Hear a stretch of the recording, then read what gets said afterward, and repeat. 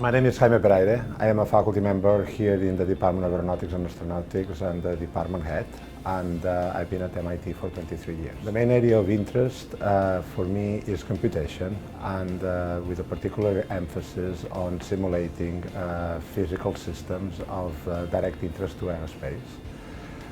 That typically means computational aerodynamics, computational mechanics, and applications to problems which are of practical interest. Let me tell you a little bit about the challenges of computation. It turns out that many of the problems of practical interest are still beyond the capabilities of computational methods and simulation, given their complexity and the larger scales that they involve.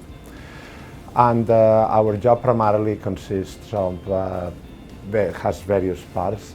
One of them is trying to come up with physical models that accurately describe the real situation, and often those involve simplifications because, as I said, we cannot take into account every aspect of the problem.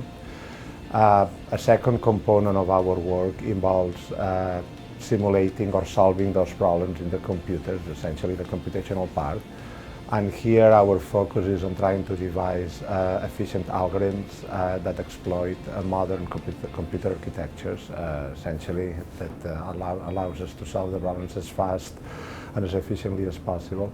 And there is also a third component which is very important, which is has to do with the uncertainty in our models. Given that we cannot solve as many things as we would like, it's important that we quantify the uncertainty in our predictions. So that's a whole area of uncertainty quantification, which is also of great interest to us. So let me give you some examples. Of course, we are interested in problems which are of interest to aerospace, and in particular, we are interested in those problems for which testing is very difficult. For example, hypersonic flows in re-entry conditions.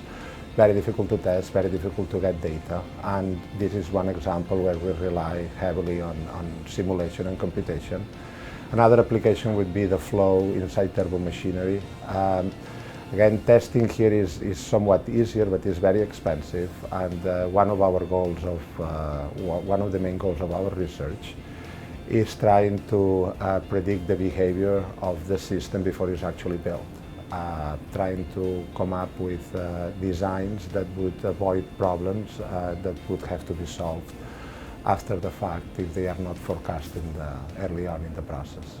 Over the years, we've looked at a number of applications, also within this domain of computation, and perhaps just to give you an example, we had a project from the Air Force that finished about 3 years ago.